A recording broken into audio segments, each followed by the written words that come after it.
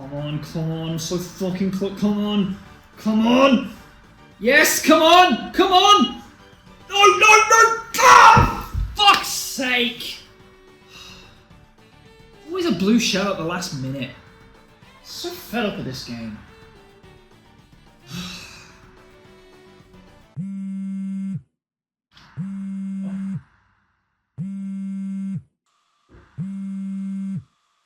Hello? Hello, Mr. Onesie. Just wanted to give you a bell and see how things are going. Oh, hey Ryan. Yeah, things are going good around here. Just kind of chilling and enjoying life right now. How about you? Great to hear you're doing well, mate. Things are a little slow around here. Ever since Red went missing last year and showed up in your ends, everyone's been a bit down in the dumps. Huh? Red never came back? I thought he got sent back to Cobacom when the link cable broke. I mean, I made it back here, didn't I? Yeah, we thought he'd come back right around the time you left Corviknight, but he never turned up. Anyway, that's part of the reason why I'm ringing you. I've got a bit of a favour to ask. Oh, what does the great Raihan want with this little old me? Well, when Red was fighting in the Pokemon Premier League last season, we started streaming it here in Corviknight. And, truth be told, we started making a butt ton of money off of it. People seem to really enjoy it. We even got some of Inspira's big TV networks involved, and a whole bunch of special guest commentators. Okay, but what does that have to do with me? Well, my boy, that's where you come in. We're running low on high-level battles to broadcast, and I've heard through the grapevine that you've been invited to 2 high-level draft leagues this summer. Do you think we could show off some of your games? I promise it'll be worth it. I don't know, Raihan. I'm kind of just enjoying being out of the spotlight right now. I'm not even sure I'm going to take the invitation. I really don't know whether I want that kind of pressure on me or not. I didn't want to have to pull this card out, but I know exactly what you did with Clara in that supply closet. Actually, I just thought about it, and maybe it is time for me to step back into the spotlight. I knew I could make you see sense, mate. I have a game against Mr. Iron Boffin later tonight. I give verbal consent for you to show the match live. Amazing stuff. Thanks, pal. Best of luck.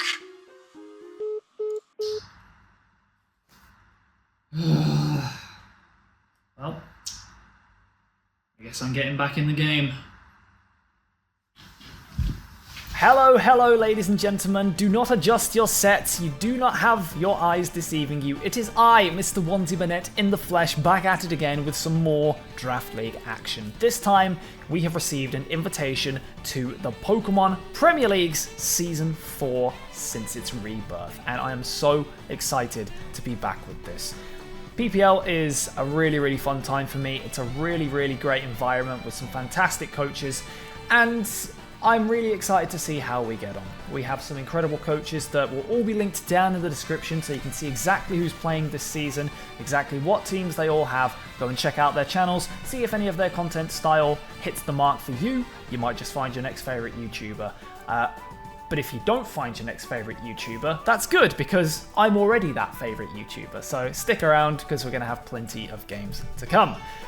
Now this team that I have drafted here is very scary, at least in my eyes. It's not perfect, it does have some weaknesses, some holes that can be exploited, but I am very happy with it. We have Tornadus Therian, Baxcalibur, Slowking, Donphan, Klefki, Terra Arboliver, Terra Mienshao, Saluna Bloodmoon, Muck, Terra Cloth, Zebstrika, and Slowpoke. So we have 4 Regenerator Mons, 5 if you include Slowpoke. We have Torn, Slowking, Mienshao, Cloth, and Slowpoke. So this is very fun. Basically, I just wanted to regenerate a core, and I wanted to bring some heavy hitters that I could pivot into in the form of Baxcalibur, Mienshao, and Ursaluna Bloodmoon. I've been dying to try out Cloth all generation, and it also had Regenerator, so it seemed to fit into this draft plan quite nicely, so I'm really excited to see what that thing can do. And yeah, we have no Fire type, we have no Electric type, but this is an Omni-Terra League, so hopefully I'm going to be able to use some of those Omni-Terras to cover up some of those holes in my plan.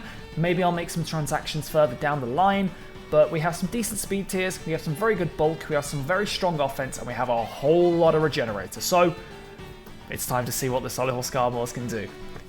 Now for our week 1, we are up against, funnily enough, my boss, Mr. Iron Boffin himself. If you guys do not know, I do editing work for Iron Boffin over on his channel. He has a series called Choose My Starter, where he gets various Pokemon YouTubers to pick starters based off specific criteria, and then they put them in a team and they battle with them. It's a really, really fun time. I actually really enjoy editing them. They are very fun content, and I highly suggest you go and check out Boss' channel, because I make a few cameos in some of the videos, and hey, he's a lovely guy. He's doing very, very good stuff over on his channel, and his Twitch streams are an absolute hoot. Cannot recommend the guy highly enough. But his team is ridiculous. He has a Spectrier, Iron Hands, Corviknight, Terra Hydreigon, Tentacruel, Ogerpon Hearthflame, Terra Rhydon, Meloetta, Terra Beartic, Alolan Sandslash, and Flaffy. So there's a little bit of a Hail Core going on in the background. There's a Spectrier that can just completely monopolize team building. There's an Iron Hands which can be used to break and slug with opponents.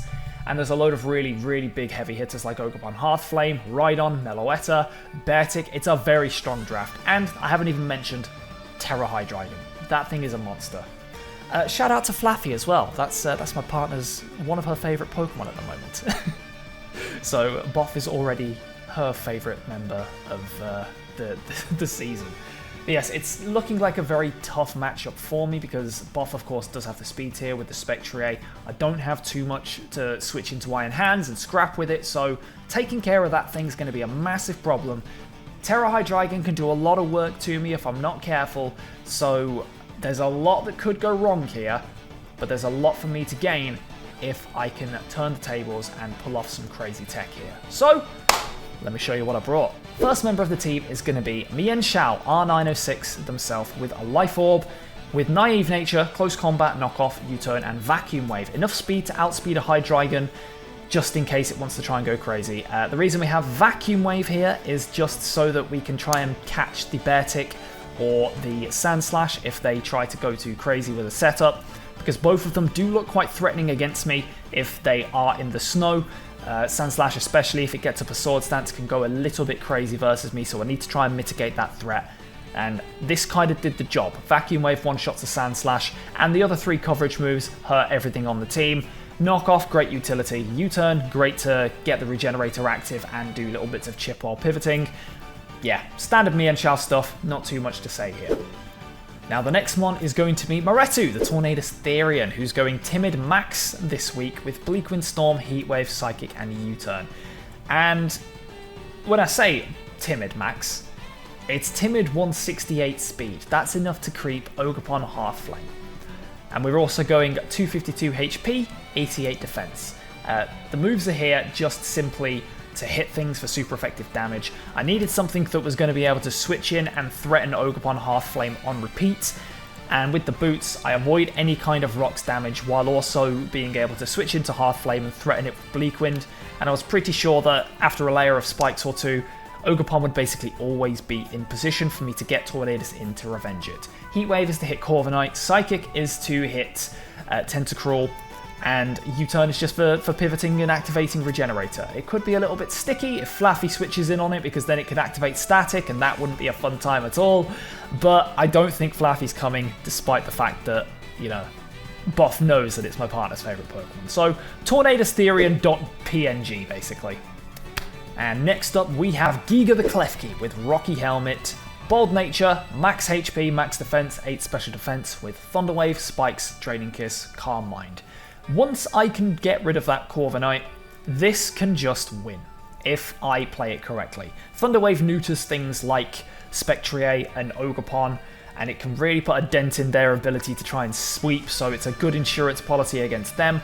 Calm Mind Draining Kiss is just always fantastic when your opponent has a bit of a fairy weakness, and while Ogerpon Hearthflame and Corviknight and Tentacruel don't exactly, they kind of mitigate that weakness, the fact is, if they can go down, which I feel like the rest of the team can handle them, this thing can go crazy. Spikes, of course, just in case I need it to be utility this week, it kind of has two modes. It can either go heavy sweep mode with the Carmine Draining Kiss, or it can just go utility with Thunderwave and Spikes. Either way, I'm very hopeful it's going to get the job here done today.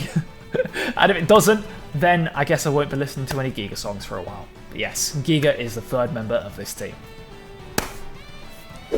Fourth up, we have Kira, the Baxcalibur, who's gone Adamant Dragon Dance with Icicle Crash, Earthquake, and Glaive Rush for coverage, Roselli Berry to help us take Moonblasts and Play Roughs from the likes of Ogerpon and what's it called? Ninetales, that's the one. And we've got Adamant Max Attack with 224 speed. That allows me to outspeed. It was probably to outspeed a Spectre at +1. That's it. Once I get a Dragon Dance up, I outspeed everything. See, I do know what I'm doing. I'm not just winging it. But yes, Roselli Berry helps us take the Moonblasts and the Play Roughs that will allow us to set up on those threats and then kill them in response with our attacks. If we do take a Moonblast or a Play Rough from the likes of Iron Hands and Ninetales, then we can set up, click Earthquake, click Glaive Rush, get massive damage off on them, and hopefully proceed to sweep then. We do struggle a little bit. Corviknight does kind of block this set, but I'm hoping that it's just going to be passive Corviknight.jpg, and I'm going to be able to bust through it with my other Pokemon here. So yeah, Kira hopefully can be a late game sweeper. The Dragon Ants seemed like a good idea here, and yeah, looking forward to seeing what it can do. Now on to my two favourite members of this team, the two that might be the ones that bring it home for us if we're lucky. We have Deco27 the Cloth, who's gone heavy duty boots with Regenerator, Terra Fire this week, so I can always bring that out of my pocket if I want to, with Stone Edge, High Horsepower, Trailblaze, and Swords Dance. Now it's Terra Fire because this is going to act as the Ogerpon second answer, because if I'm not careful, Ogerpon really does put the hurt in on me. It 2-hit KOs the entire team if I don't pivot through it correctly. So if I can get the Terra Fire up, Ogerpon is not able to kill Deco27 with any of any of its moves, even if it goes for like Rock Tomb and Stomping Tantrum. Deco takes them hands down, and I don't think it's going to bring Rock Tomb here anyway, because it needs Cudgel, it needs Grass Stab, it needs U-Turn, it needs Play Rough, it needs Knockoff, it needs Spikes. The last thing it's going to want to do is try and bring Stomping Tantrum or Rock Tomb. So I think Cloth is kind of free versus most Ogerpons, and I think it's very likely to show up here. Trailblaze Swords Dance can go absolutely crazy, as well as Regenerator allowing it to play an offensive and a defensive role in this game. It makes sense. I think it can take hits from the likes of Iron Hands if necessary as well. Swords Dance in front of it and click High Horsepower do about 60%, and hopefully we can just keep it very high health with Regenerator. So Cloth genuinely did look good in this matchup. It wasn't being brought for a meme. It had a lot of utility, and it helped against one of the biggest threats I thought my opponent had on their team. So that's what it's here for. And finally, we have Satapan P, our Bolivar, with the Jetpack this week, going with the Modest Nature, Max HP, Max Special Defense, with Strength Sap, Leaf Storm, Earth Power, and Alluring Voice. The problem with this Bolivar is that it does kind of let Corviknight come in for free. But if that is just Corviknight.png, and it's just your standard Corviknight set, I don't see this thing being a problem. I think we can Strength Sap around the physical attackers, we can hit everything else on the team for massive damage, and we can pivot around with the Eject Pat Leaf Storm, getting us momentum to go into our big hitters like Mienshao, like Cloth, like Baxcalibur, and use Satapan as a very unorthodox way of gaining momentum. Strength Sap is very good for keeping it healthy, and the normal type coverage here is kind of essential to allow the Spectrier to keep itself in check. Because if we don't have a normal type, that thing just clicks Shadow Ball, and then we're in for a world of pain. I want to prevent that at all costs. It was either between bringing Satapan here or bringing Ursaluna Blood Moon. I decided on Satapan just because she had extra utility in the game, and I figured that Corviknight just kind of stopped Ursaluna Blood Moon in its tracks, so there wasn't really much point in bringing that because Corviknight just kind of had to come here. So while Satapan also got stopped in its tracks by Corviknight, it can at least pivot out using the Leaf Storm and allow something like Mienshao to come in and then bash that thing in the face. But that's the 6th member, and that's the team, ladies and gentlemen. This is the 6th that I'm hoping will get revenge on Iron Boffin for last time we played in PPL. My editor instincts are going crazy, and hopefully if I beats my boss here will get a raise. Will we do it? Let's head over to the battlefield. Take it away, Raihan. Tell us how we get on.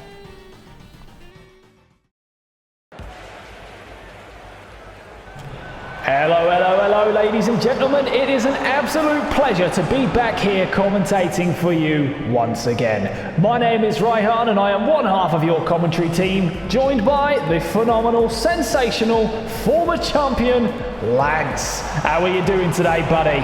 First of all, do not call me your buddy.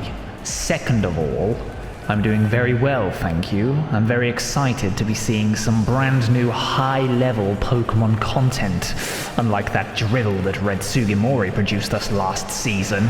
Well, that's a little bit harsh, isn't it? I thought he had a pretty decent season overall. Are you joking me? The man went 2-7.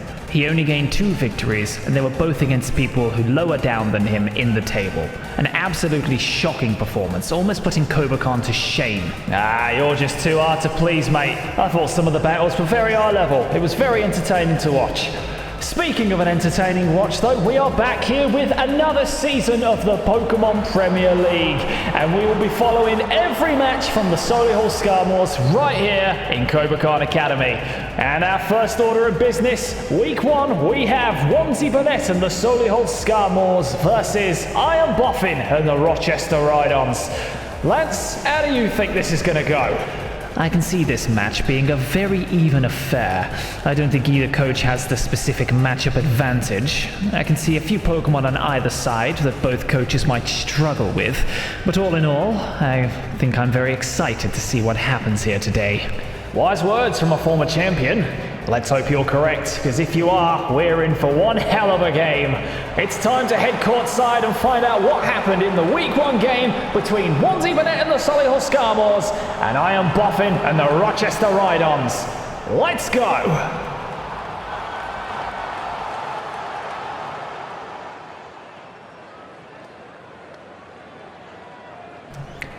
And here we go, ladies and gentlemen. Iron Boffin is going to lead off with the Spectrier, while Onesie opts to go for the Mienshao. An interesting lead dynamic. Will Boff get scared, thinking that Onesie is a choice scarf? If I were Mr. Iron Boffin here, I would not be staying in. It's too early to work out whether your opponent is a choice scarf. And unless Boff is running some kind of a Colbur Berry, knockoff from Mienshao should one-shot this horse. And if it does, Boff loses one of his most important defensive pieces really early on. Well, it looks like it's actually Onesie who's going to be switching out here, as Mienshao is recalled, and Satapan P, which looks to be the Arboliver, is going to be sent out here. The Spectrier goes for Shadow Ball, but that is an excellent switch on Onesie's part, completely nullifying the offensive Ghost-type move. That's a very standard early game play. Onesie does not want to try and risk any kind of weird scarf shenanigans, and Boff, obviously seeing this Arboliver in front of him, is not going to want to stay in either. You are absolutely correct there, Lance, as Nero the Corviknight is going to be coming in here to take this hit. 4 times resisted, that's not going to do much at all. And Arboliver, of course, is going to get the -2 special attack. But it looks like Arboliver's equipped with the eject pack, meaning that Onesie gets to attack and switch out immediately. A nice bit of momentum there. Indeed. This means that Onesie can attack freely, knowing that they get 1 free switch, allowing them to keep momentum on this Corviknight, which, looking at their team, looks like it could be a little bit problematic for them. So not allowing this thing a free turn is vitally important. Well, it looks like Onesie is going to be sending out Deco 27 to Clorf, which, it's important to note, has been revealed pre-game to be Terra Fire, as Corviknight's going to snack on those leftovers and recover a small amount of health, making the Leaf Storm damage completely negligible. One would think that Corviknight's going to see this Terra Fire and not want to choose to stay in. A correct assertion, Mr. Raihan, as Iron Boffin is going to withdraw this Corviknight. And the Pokemon replacing Corviknight is going to be a great one, the Tentacruel, as Clorf goes straight for a Swords Dance, doubling its attack power and threatening everything on the opponent's team. This looks a little bit dicey for Mr. Iron Boffin here. Now the question here is this Tentacruel running any kind of speed investment? Because if it is, Mr. Onesie might be in a bit of trouble. The Clorf should one-shot this Tentacruel from here, but if it's able to outspeed the Clorf, there is a chance that it could one-shot Clorf back. This is a very strange turn for the pair of them, it seems. Well, it looks like the Tentacruel's going to go straight for Haze, completely undoing that Swords Dance and proving that it does indeed have some kind of speed investment. As Cloth goes for high horsepower and does about 50% to the Tentacruel, meaning Tentacruel does not want to survive another one. Pretty good damage. And it does mean that Tentacruel can't really be used as a switch into some of the other threats here now, like Baxcalibur. Very good bring on bringing Haze on the Tentacruel. A smart move. Well, Deco 27, the Cloth, is going to retreat out there, and we're going to see a start of the season, a season debut for Giga, the Klefki, who's going to be making their first appearance this season. As Tentacruel goes straight for Flip Turn, which is going to proc the Rocky Helmet, meaning a little bit more chip. A very good little catch there by the Klefki. And the Pokemon that looks like it's going to be replacing that Tentacruel is going to be the Rhydon, who comes in to immediately threaten this Klefki out. This could be a little bit dangerous if Onesie doesn't play this turn correctly. There's only one correct play from here. Go out into the Pokemon that has the super effective move and hope you don't get hit with a Megahorn. Unfortunately, that's all Onesie has for this moment. And it looks like you might be correct yet, Lance, because we're going to see Giga the Klefki return to be replaced by Satapan P, the Arboliver. As the Rhydon is going to go for a Rock Polish. This could be pretty dangerous if Onesie doesn't handle this correctly. Doubling the Rhydon's speed, meaning this is probably an offensive set. A pretty sticky situation for our friend to be in. While Rock Polish Rhydon might not be the most common of sets, it does have the potential here to do a significant amount of damage with its same type attack bonus moves, and the potential for it to use Megahorn against this Arboliver. Onesie's going to have to play this very carefully. We can see that he's contemplating Terroring into Fairy to take the Megahorn. Whether he does or not is going to be a very different story. Well, in a little bit of a twist here, it looks like the Rhydon's going to say goodbye to those boosts and switch on out and to be replaced by Nero the Corviknight, who should once again be able to take anything this Arboliver does fairly well, as it goes for a Strength Sap. However, Corviknight's going to reveal that it's got Mirror Armor, meaning that Satapan P is not going to be able to restore any of its health off of this Corviknight.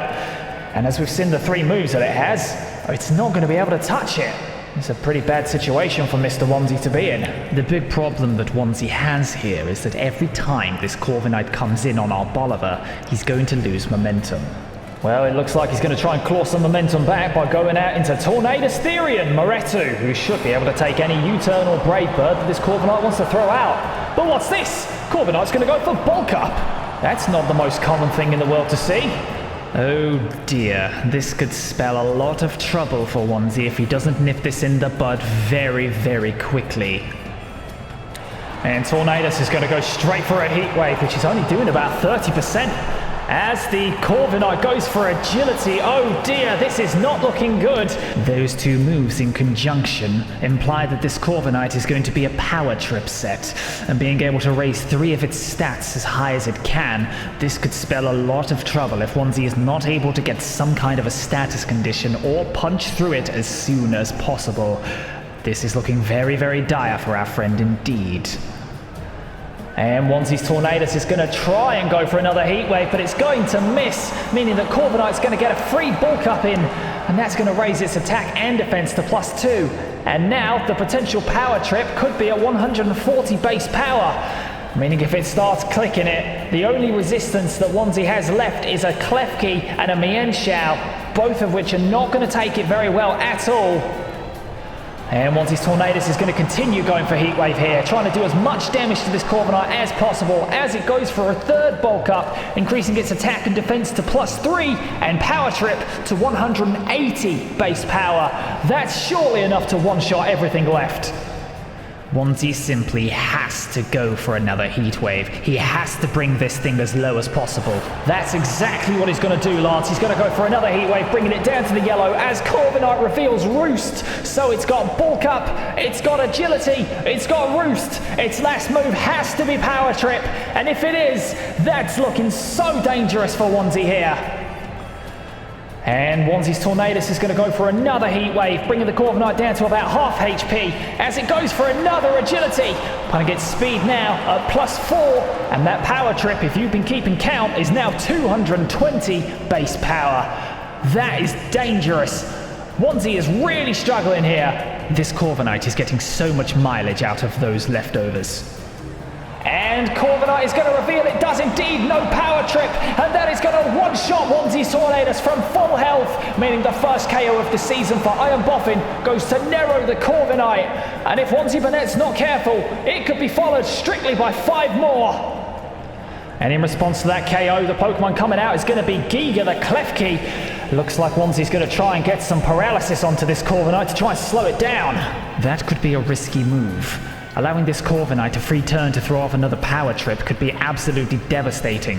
If Onesie's only hope here is to go for hacks to try and get himself back into the game, then surely he's going to regret that decision.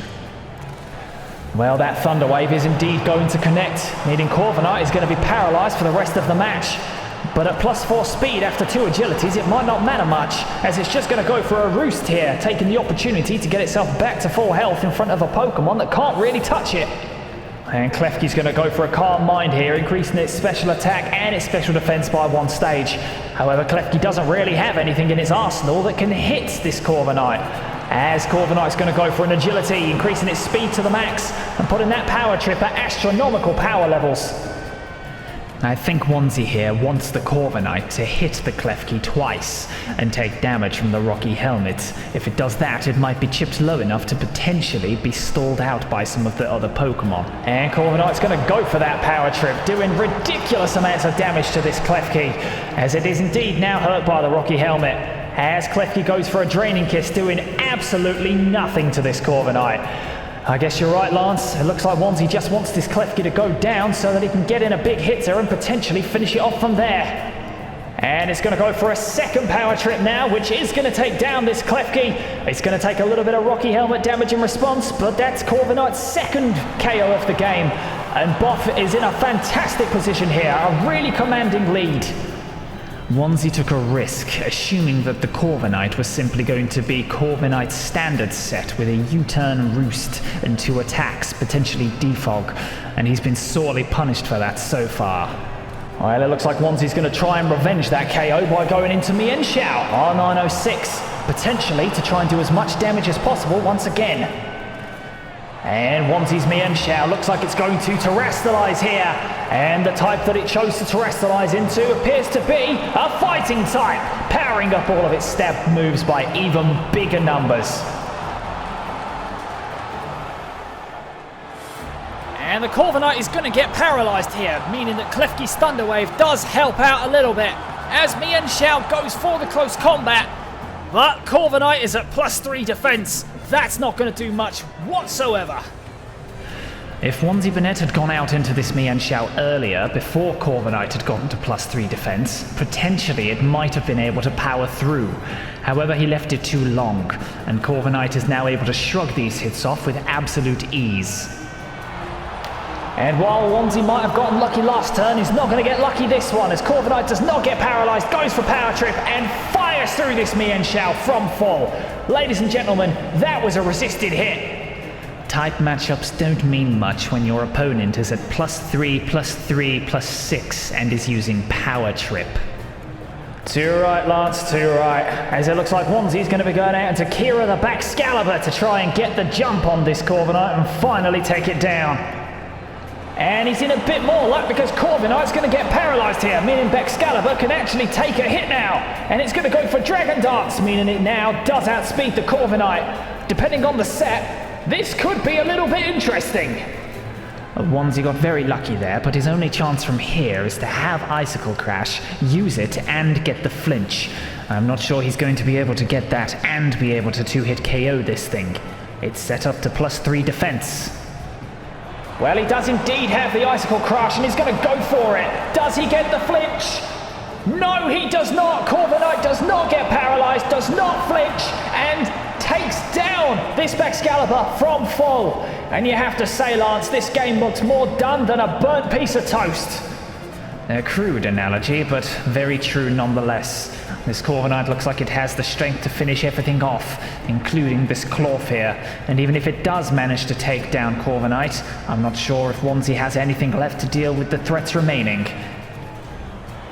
Well, Onesie's luck's going to come in again because this Corviknight's going to get paralyzed once more. As Corv's going to go for a Stone Edge. If this crits, it does not crit, meaning Corviknight lives and it's going to get a bit more leftovers recovery. Those leftovers might just have taken it out of range of another one. And the Corviknight, unfortunately, is not going to get paralyzed from here. It's going to click the power trip, and that's one fainted cloth. I'm pretty sure the damage that power trip just did to that cloth probably would have been enough to take out 2.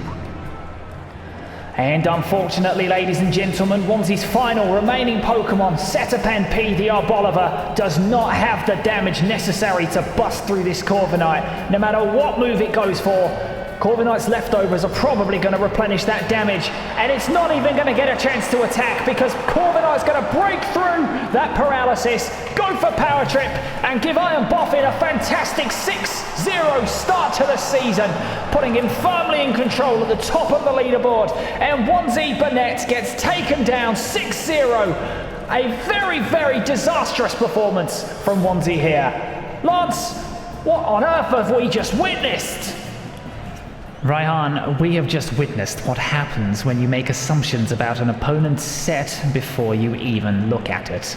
Onesie did not even consider the fact that his opponent might have been bulk up Power Trip, and as such, tried to play around it in a very passive manner, which unfortunately led to his downfall. But probably deserved given the circumstances. You cannot make such a rookie error like that here in the big leagues. Very much agree with you there, Lance. Onesie made a very big assumption about an opponent's set, and it backfired on him massively. That, ladies and gentlemen, is why you cannot take anything for granted in Pokemon Draft League. Even when your opponent brings a Pokemon that looks like it's going to do nothing, there is every chance it could pull out some kind of crazy tech and take you down. That's going to be it from me. I've been Raihan, this has been Lance. Thank you for watching, and we'll see you back next week, where Onesie is going to take on Q, the Costa Rican, and their very, very nasty Chicago Dragapults. Thank you for watching. Enjoy the rest of your day. Fuck! Oh! God. There was a reason why I wanted to stay bloody retired. I haven't got it in me anymore. Maybe I should just quit. I mean, what's the point, eh? If I'm going to be putting in performances like that every week, what's the point?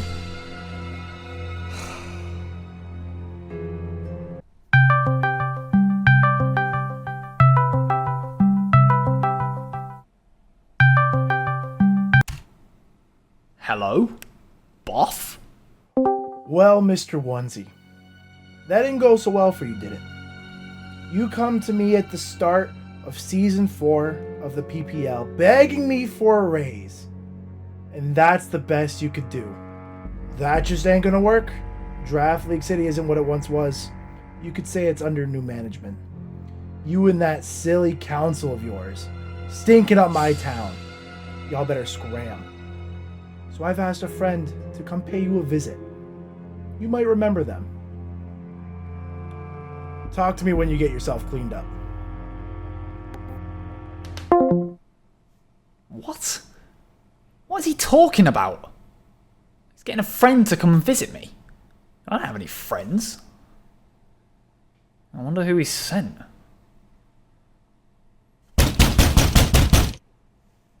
Hello?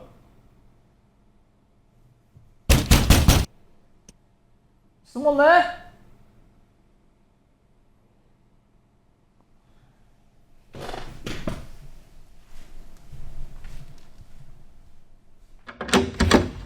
Hello?